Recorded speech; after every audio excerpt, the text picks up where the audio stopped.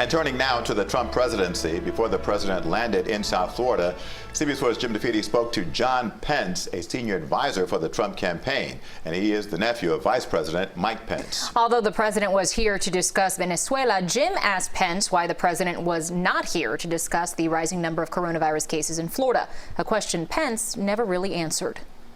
And we want to make sure that we reopen safely and responsibly. I know that the governor said yesterday the median age of the average age of a coronavirus positive case down here in Florida has gone from mid-50s to 30s. We're seeing younger Americans testing positive, but you can bet that this president is going to continue to coordinate with state and in the federal government to make sure that we open this economy safely. To that point, Dr. Fauci said in an interview yesterday that he believes that Florida opened too soon, that's one of the reasons why we've seen record number of cases now in the state of Florida. And yesterday, we posted our highest daily total of deaths from the coronavirus. So things are clearly not going in the right direction. And again, I ask, should the president not speak specifically during his trip here to South Florida about that issue? We'll see what the president says. I know the president has made the point that the mortality rate continues to go down. But the governor of Florida is working very closely with the White House, who's working with all governors across this country to make sure that we reopen safely and responsibly. Will you be wearing a mask today when you're out and about and dealing with things in South Florida? Absolutely. I wore a mask yesterday when I visited our field office, who continues to safely operate. We actually were registering new voters yesterday that are just coming by on their own volition. We all that will be near the president, as the president has noted, I'll be tested later today. And so in that room of the folks that are close to the president on a round table will be tested. But sure, we'll all be practicing and following the local guidelines here in Florida, in Miami-Dade County that suggests wearing a mask. Why do you think the wearing of masks has become such a political issue? I don't know if I think that, but you know, the president said last night on Sean Hannity, he's fine wearing a mask. He talked about Sean Hannity asked, if you go to Walter Reed, would you wear a mask? He said, absolutely. Vice President wears a mask.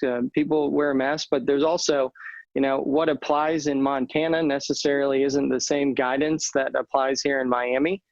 So we all are, you know, doing well to heed what the local guidance is and what the local guidance says.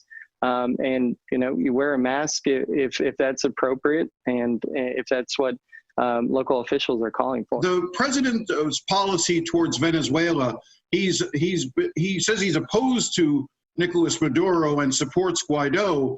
Yet in his recent book, John Bolton said that the president sort of expressed support for Maduro, at least saying that he was strong and a decisive leader, where he's referred to Guaido as a kid and the Beto O'Rourke of Venezuela. Does that offer a contradictory view? I mean, does the president really support Guaido? Jim, that's what Bolton's book says, but let's look at the action of this president. This president has been a staunch supporter of the people of Venezuela, siding for those who seek freedom and democracy. And that has been since the onset of his administration. He's continued that commitment to stand with the people of Venezuela and not their socialist dictator, Nicolas Maduro. So let's talk about Cuba for a second. Your uncle's press secretary, Katie Miller, is quoted in a new book as reportedly saying, if you come to America, you should assimilate. Why do we need a little Havana? That caused quite a lot of concern down here. Does the president stand by those remarks? Why do we need a little Havana? Well, you're making the assumption that those remarks are true, again, coming from a book. But as these signs behind me in Spanish say, El Partido de la Libertad es el Partido Republicano. We are the party of freedom. I have been spending years coming down here on behalf of the Trump campaign, working with the Venezuelan, Cuban, Nicaraguan communities, speaking Spanish to share this Republican message of freedom. And we're going to continue doing that at the Trump campaign.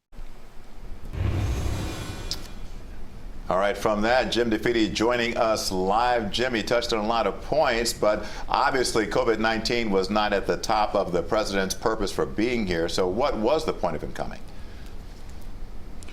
First and foremost, it's what he's doing right now. He's at a fundraiser that is going to raise a great deal of money. Millions of dollars will be raised in this fundraiser. The second part, the more political part that he was here in Miami-Dade for, was to shore up support within the Venezuelan community. There had been some questions as to whether or not he gave some indications that maybe he wasn't as vociferous a supporter of Guaido and was willing to possibly even negotiate or talk to Maduro. He said in a recent interview the president did that he would be willing to meet with Maduro. I think that caused some concern. So I think this trip was to try to reaffirm his support and solidify the Venezuelan community here and the Cuban community here, because he needs those communities solidly behind him if he's going to win Florida. Jim, in the past, it seems as though Governor Ron DeSantis and President Trump have been in lockstep. DeSantis relying on Trump's endorsement when he was running for the governor's office. So why wasn't the governor here? Typically, you'd see a state governor at an event like this. It was a little surprising not to see the governor here. There's been reports that there's a little bit of a rift between the White House and the governor's mansion, that essentially it's over who will be running the Trump re-election campaign in Florida.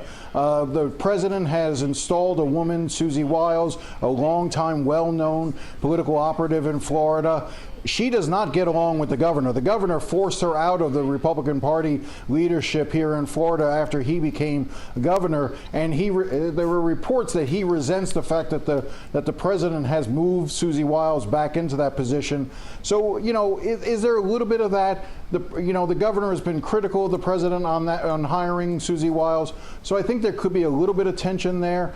Look, at the end of the day, this is a state that the president absolutely has to win, and he has to, if he has any hope of winning re-election, he has to win Florida. So all those pieces have to start coming together. All right, Jim, something interesting to watch for there. Thanks so much for your insight tonight.